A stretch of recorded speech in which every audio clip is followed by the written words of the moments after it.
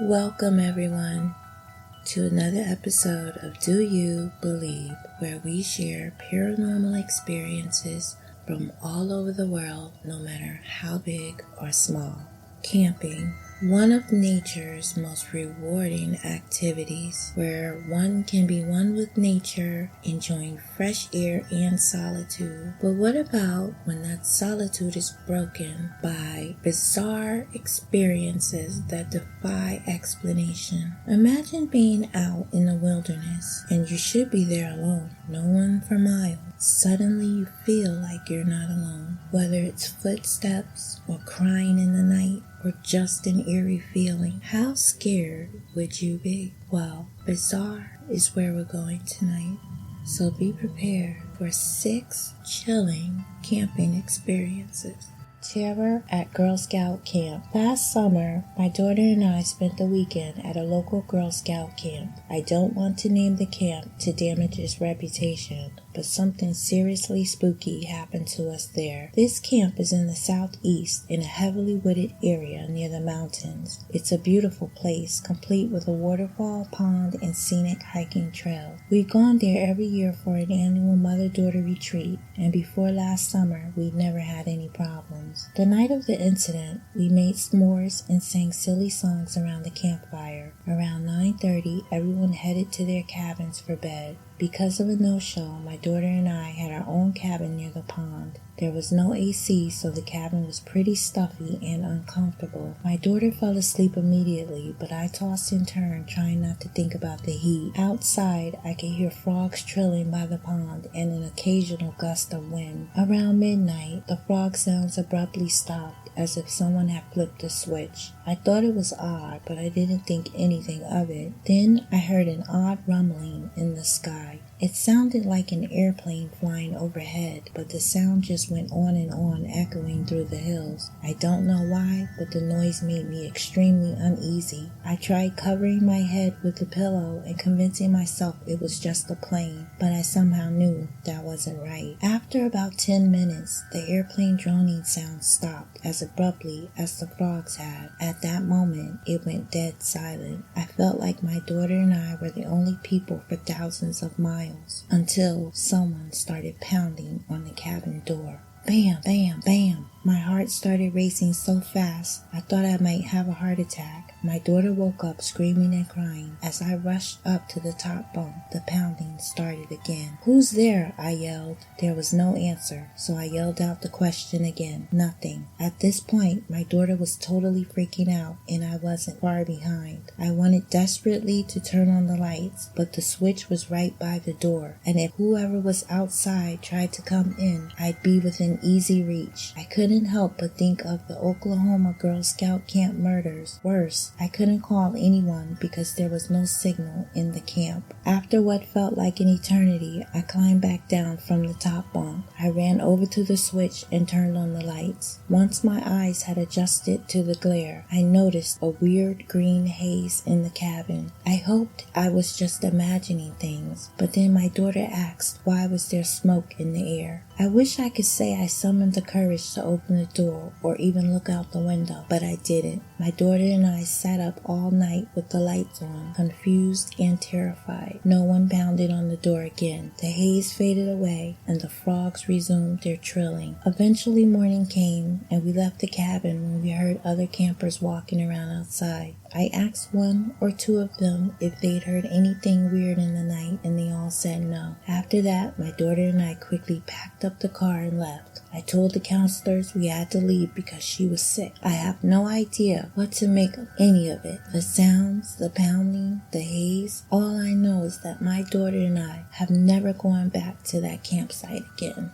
Woods at night. I am an avid fisherman. I live way in southern Illinois in the middle of nothing, surrounded by nowhere. Because of this, I am afforded the opportunity to fish whenever I want, which is normally every day after work, minus the bitterly cold winter months. I typically fish a strand of remote ponds in 10 Mile Creek. On the afternoon of May 2013, I was at one of my favorite spots. I'd been there about 20 minutes, give or take. When I started started feeling unnaturally uneasy. I can't really put it into words, the paranoid, gut-wrenching feeling that came over me. Now please keep in mind, I have been doing this type of thing all my life. I'm often by myself deep in the woods, and until then, I never experienced this urgent need to flee. I was reeling in my line when I began to hear rustling sounds. Problem was, there was no breeze, and it had been raining the whole day up until an hour before. I immediately assumed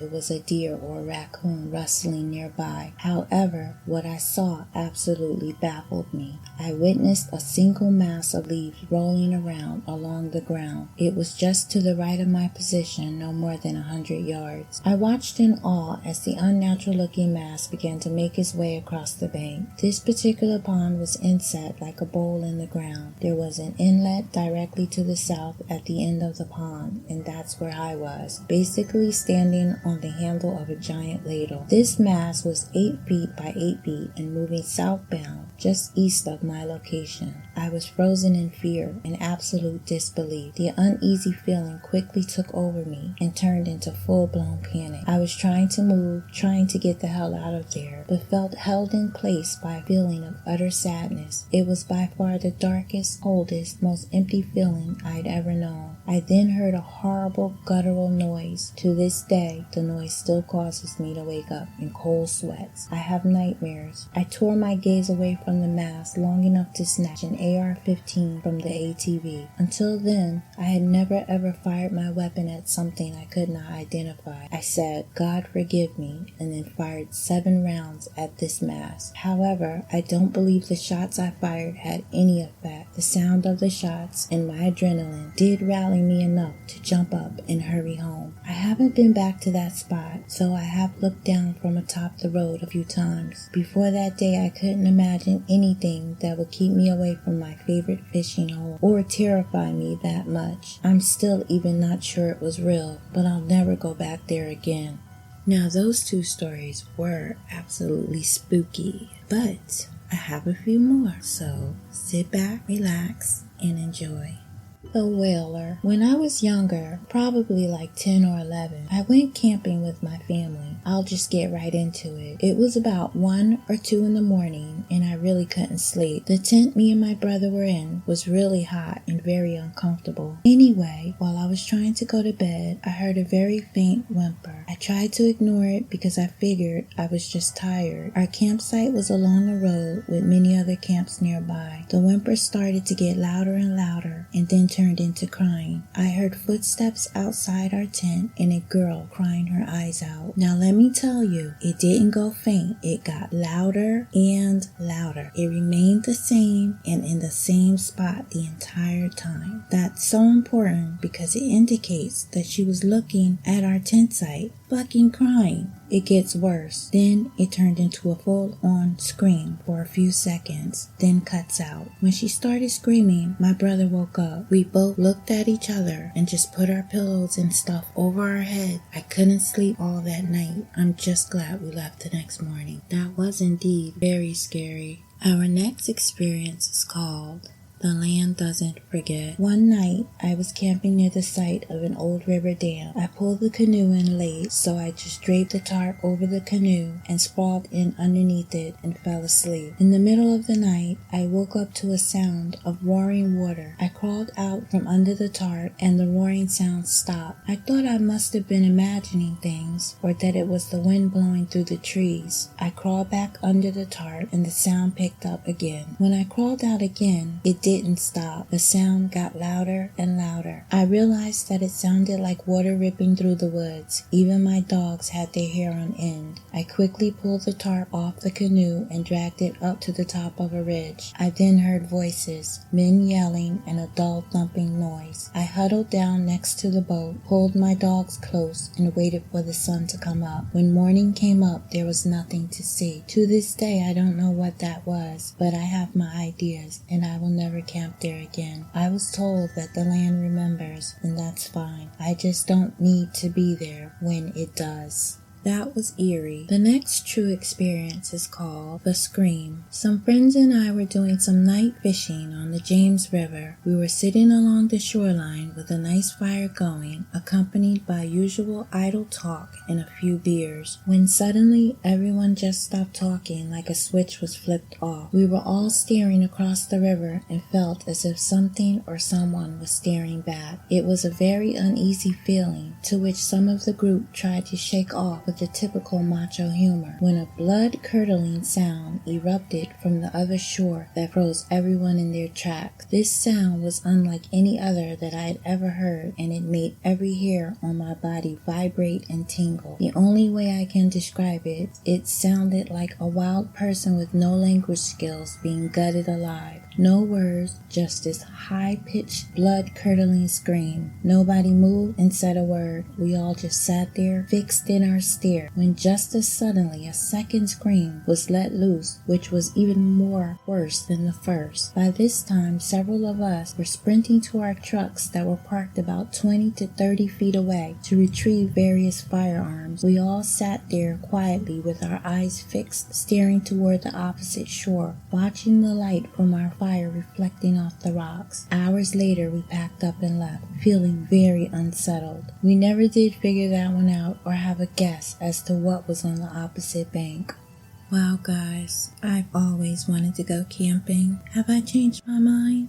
Probably not, but I would definitely not be going alone. Number 6.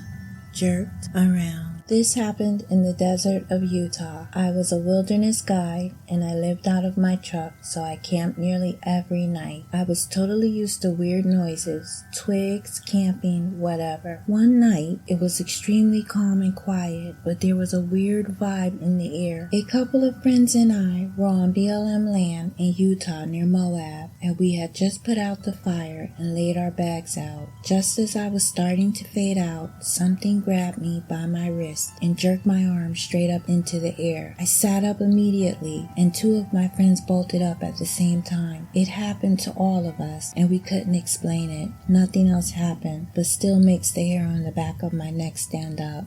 Now that, my friends, was very short, yet terrifying. How many of my believers out there have had camping experiences? Would you like to share? You can email me at doyoubelieve.stories@gmail.com or k.danner@doyoubelievin.com. I love to read your stories on the podcast. Also, check out my YouTube channel at Do You Believe? True Stories and Paranormal Phenomena. Thank you so much, guys. Please don't forget to follow, like, and or subscribe. Hope you enjoy.